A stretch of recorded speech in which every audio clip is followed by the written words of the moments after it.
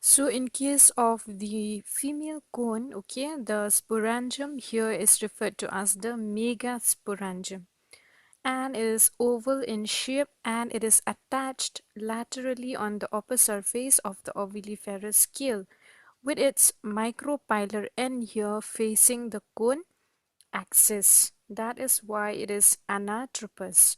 Now let us study at the development of these ovules or the megasporangium. The development of the ovule here, okay, it is eusporangiate type. Again, eusporangiate type meaning it is originating from a group of initial cells. Okay, so a group of initial cells on the ventral surface, okay, of the ovuliferous scale. You can see here first, this is the formation of the brach scale, then the ovuliferous scale, and just on the upper surface of this ovuliferous scale here you can see a group of initial cells. They will start to divide, they will begin to divide, resulting in the formation of a small outgrowth here, a small outgrowth or a protuberance, which gradually increases in size and finally it forms the nucellus. Okay, it forms the nucellus.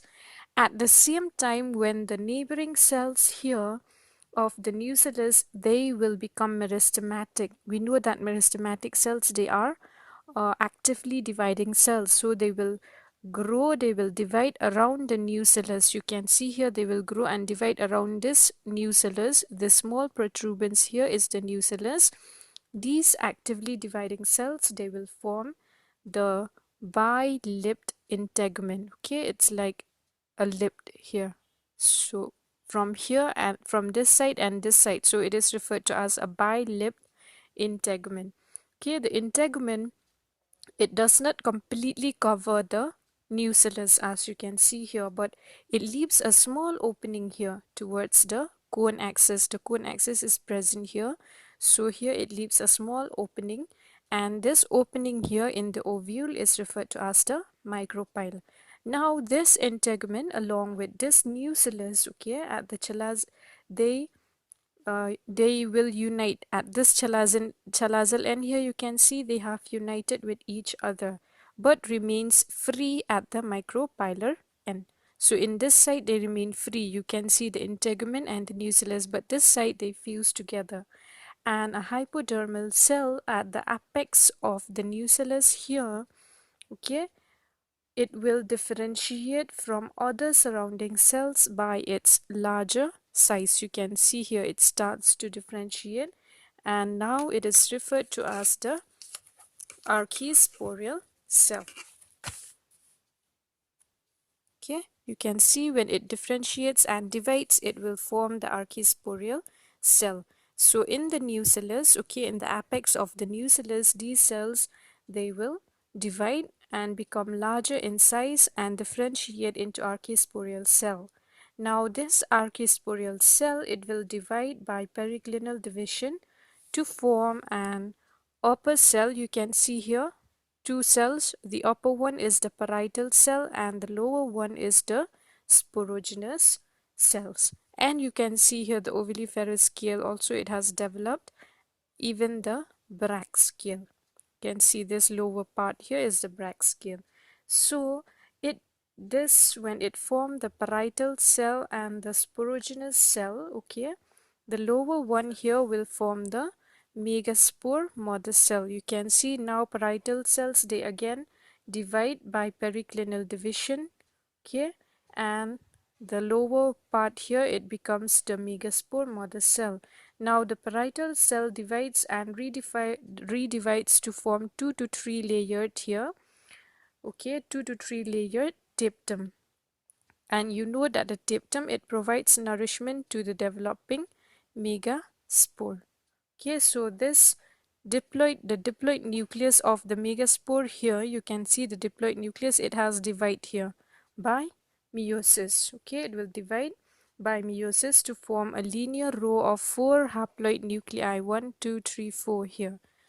And these 4 haploid daughter nuclei, the 3 will start to degenerate, whereas only the lower one, the that is the one which face towards the chalazal end. Here towards the chalazal end, it will act as a functional megaspore. Okay, so this is the functional megaspore which will act as a female gametophyte. Now, so if we talk about the structure as a whole, the structure of a mature ovule, you can see it is oval in shape and it is attached laterally, okay, at the upper surface of this ovuliferous scale with its micropylar end here. The micropylar end, it faces the cone axis, okay, and the central part of this ovule, it consists of multicellular parenchymatous nucellus tissue. Now, it encloses a single large functional megaspore which developed to form the female gametophyte. And the nucellus is surrounded by a thick protective covering here called the integument, which is bi-lipped here. And the integument actually is three-layered. Okay, it consists of three-layered: the outer fleshy layer, the middle stony layer, and the inner fleshy layer, exactly just like in the case of cycas. And the narrow aperture here left at the apex of the ovule is referred to as the micropyle. You can see that the integument is bi-lipped at the micropyle. So girls, now we will talk about this functional megaspore, because this one, it will give rise to the male gametophyte, okay, which will female gametophyte, which will fuse with the male gametophyte and form a zygote. So we will study how this functional megaspore, it developed into a female gametophyte. So for that, let us take a look, because the other three megaspores, they already degenerate, right?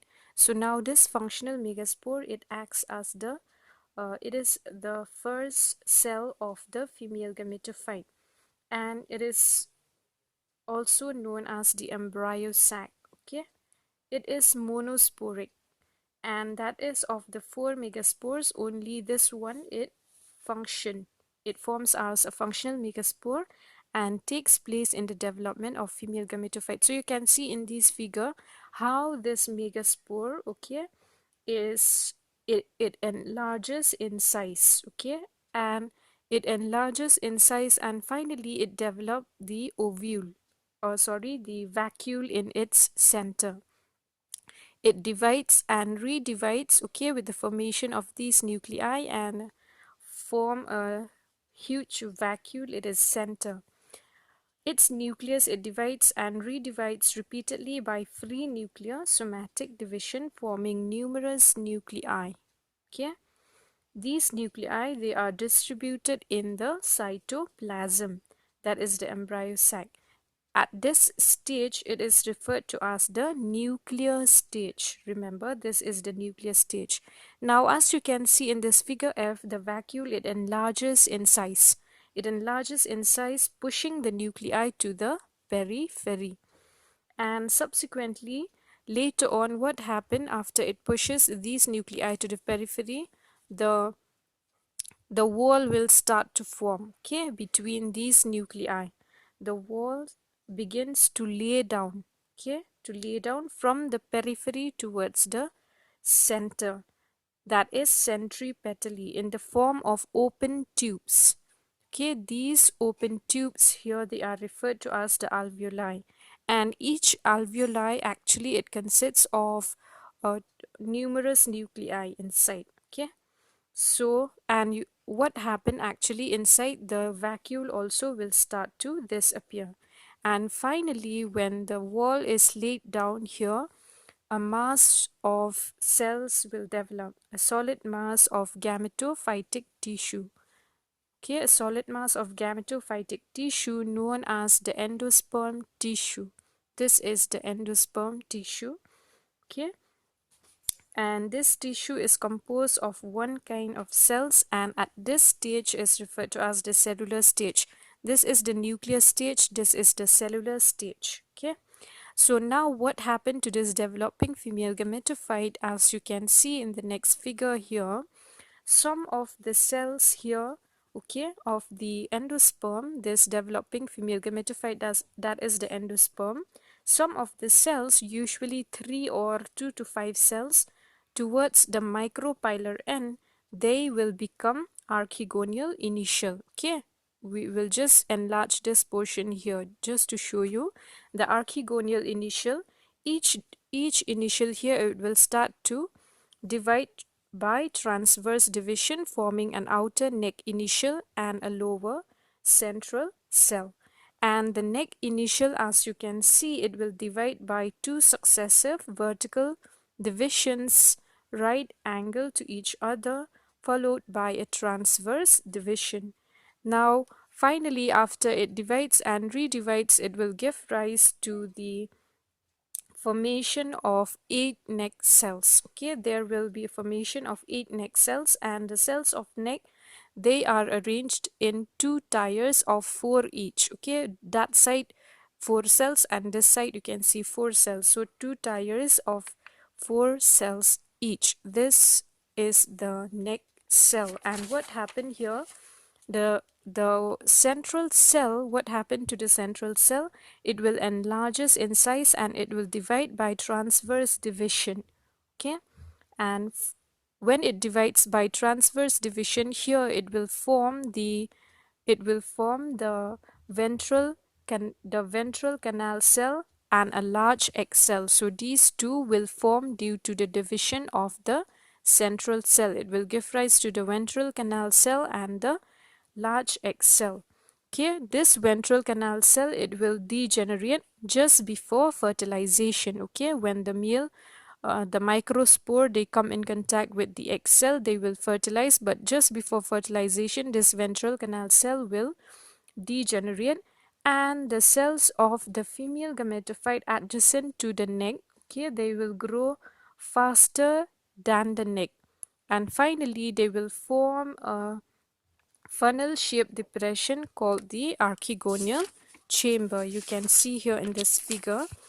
Okay, they will form these depression here just below this neck cell. You can see this depression here is the this depression here, you can see these two depression here, it is the archegonial chamber. These are formed by the cells of the female gametophyte adjacent to the neck cell. And the venter, it remains embedded in the tissue of the female gametophyte, and the tissue surrounding this venter, okay, it forms the archegonium or the archegonial jacket, okay, which will serve as which serve nutritive in function. And each major archegonium here, it consists of a neck, just remember, a neck of 8 cells, okay, one ventral canal cell which will degenerate just before fertilization, and a large egg cell. And the neck canal is absent. So you can see here the formation of the ovule, where the integument, it has these 3 layers, okay, and we have the pollen chamber here, the archegonial chamber, which form from the endosperm tissue. This is the archegonium, in which the egg is formed. Okay, this is the archegonial jacket. This is the nucellus tissue, and this is the female gametophyte or the endosperm, the micropylar end and the chalazal end.